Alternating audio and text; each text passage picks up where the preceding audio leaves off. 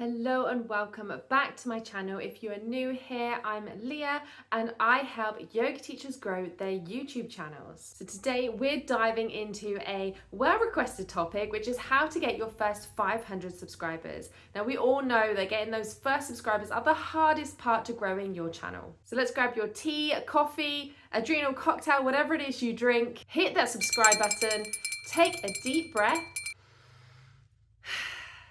and let's flow into it. Okay, so our first tip today is to make sure that you are sharing your video. So hopefully by now you have your channel set up and you are, sorry. Try that again, shall we?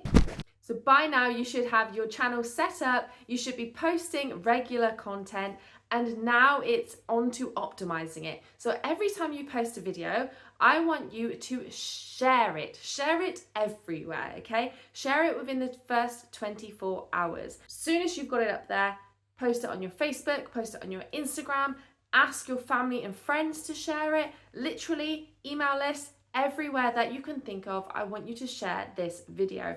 Don't be embarrassed. Don't think people are going to judge you. Just get yourself out there, because that is the only way that you are going to get seen, and that's the only way that your channel is going to grow.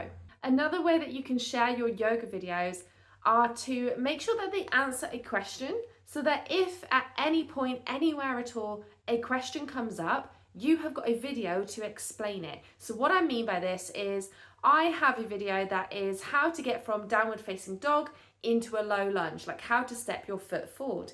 So many times this question comes up in Facebook groups. So every time I see this, I post my video and I will say, maybe this will help. There's a few different ways to step into your low lunge from a down dog. This video explains it. And that is a great way to start getting your videos seen.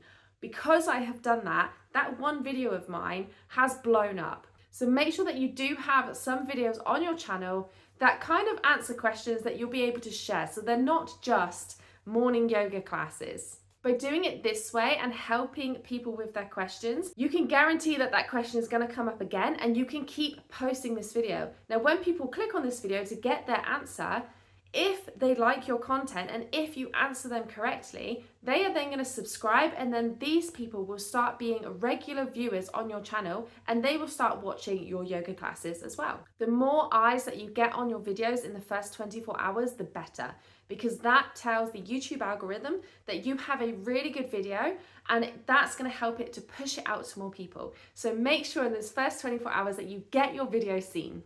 This second one may seem so obvious, but it's something that so many people just don't do, and I really do not know why.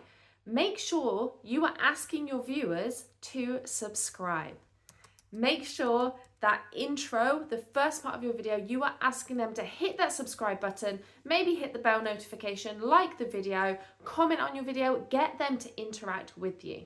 It's amazing how many people may really love your video, but they might just forget to subscribe, and then you've lost them because they never come across you again. So make sure that you definitely ask them to subscribe, and because this is a yoga channel, ask them at the beginning of the video, because they're at their computer already, they're typing it in, they're looking for these classes, they've clicked on your video, before they go and sit down, they've got the intro there.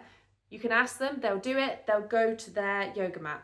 If you ask them at the end, they are less likely to do this because they're probably in Shavasana or some relaxation pose, and by the time they get back to the computer, your video could have gone, and it could have gone on to the next video, and you've lost them.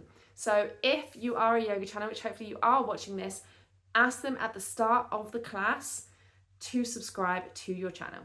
Step number 3 is to improve your videos with every single one.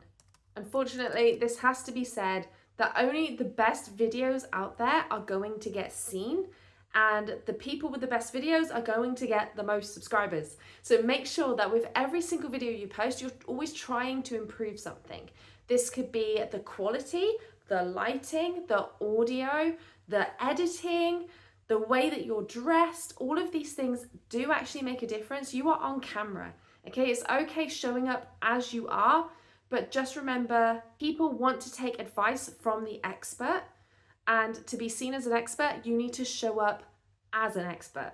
So make sure that you're constantly trying to improve your videos, even if this is just by 1% in each video. And don't be afraid to experiment with new things. When you're first starting out, this is the best time to try this, because this is what you are going to see in the back end in your analytics and see what's working for you. Maybe when you look back into it, there's a certain outfit that you wear that gets more views. Maybe it's a certain style of yoga class. Maybe it's your outdoor videos. All of these things can really help you to see what your audience wants, and then you can start making more of these things. But it all comes from experimenting. You can't just stick with one background, one style, the same clothing, and expect different results. So on that note, make sure that you watch your own videos as well. I know it can be embarrassing to watch yourself back, but that is how you are going to see improvement. If you put up a well-known yoga video expert on YouTube, like Adrian or Sarah Beth or Boho Beautiful, anybody like that, and then you put your video next to them, compare and see what's so much better about theirs than yours, and then you know what you need to try to improve on in the future.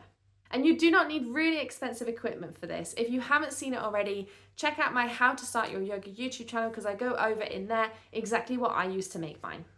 So point number 4 is to remember that your subscribers are real people and you need to engage with them. 500 subscribers, that's a lot of people. If you had 500 subscribers in your room right now, they probably wouldn't fit, right? That's a lot of people. So if you can't connect and engage with the viewers that you've already got, the universe isn't going to give you more. So make sure that you keep commenting on everybody else's posts, liking their comments, asking them questions, and get them coming back to you. If you engage with them, it's going to start building that connection, and they will want to start hearing from you. They're going to want to do your yoga classes. And another great way to connect with your community is to use the community tab on YouTube once you get those 500 subscribers. So this is why we're working towards these 500 subscribers, because once you have them, you start getting a community tab, and you can post like you would on Facebook. You can post a feed, you can ask polls, you can post pictures, and this is how you engage your audience even more and then find out exactly what they want. And then you know how to serve your audience better. Okay, so once you've shared your video everywhere, you've asked your viewers to subscribe, you're connecting with your community, and you're improving your videos with each video that you upload, the next step is to optimize your titles and thumbnails. This is what's going to get you seen in the YouTube algorithm. If you have a title on your yoga class that is, let's say, 10-minute morning yoga, that is going to get lost in the sea of yoga teachers, and you need to post something a little bit more specific, which could be 10-minute morning yoga for when you wake up feeling achy. 10-minute morning yoga for when you want to get your body moving. Try to think of things that your ideal customer would ask. People who want to do your yoga videos, why do they want to do them? Try and think of that, and then use their words in your titles, because you want to be posting something that they are searching. My most viewed yoga classes are normally ones where I have asked a question. The title is, "Can yoga be a workout?" And that video has done amazingly well, because people are searching that on Google, and then my video is coming up. Okay, so make sure that you use your titles really specifically to get noticed. A really great way to test this is, if you're on a laptop, go into incognito mode, go into YouTube, and then type in your title, see if your video comes up. If it doesn't, you might need to change the title. If you had a video that is just 10-minute morning yoga and you type that in, you are going to be way down on the list compared to most of the bigger YouTubers out there. This is why it's really important to niche down and get a little bit more specific with your videos. The other thing is your thumbnail. So if you do pop up on the home screen, which is amazing, you want to be sure that people then look and they want to click on you. So you need to make your thumbnail really eye-catching. This could be with a really funky yoga pose. It could be your beautiful face on there, something that is really eye-catching that's going to make them think, I want to click on that one. But this is also why we need to niche down and get specific, okay? So this could be anything, right? If you are unsure whether your niche is niched enough, feel free to leave me a comment and I will get back to you and let you know my opinions on it. But things like just saying you do yoga, unfortunately, isn't good enough. It could be you do yoga for menopause, you do yoga for people with ADHD, you do yoga nidra, you do relaxation yoga for de-stressing, you do yoga, really fast yoga for workouts, anything like that. But be specific in what you do and try to stick to it, because again, when somebody then finds your video, they have clicked on that because they like it. They then are going to want more of that thing. If you do a yoga workout to make you sweat and then the next class is restorative yoga, you've lost them. They could unsubscribe, they could then forget about you and go and find somebody else that's doing yoga workouts. This is why we really need to hone in on one thing to start with, and then once you've got a bigger following, that's fine. Then you can branch out. So just a quick recap. Share your video everywhere in the first 24 hours. Make sure you ask your subscribers or viewers to subscribe so that they do become subscribers in the intro of your video. Make sure that you are communicating with your audience, so commenting on their posts, liking their comments.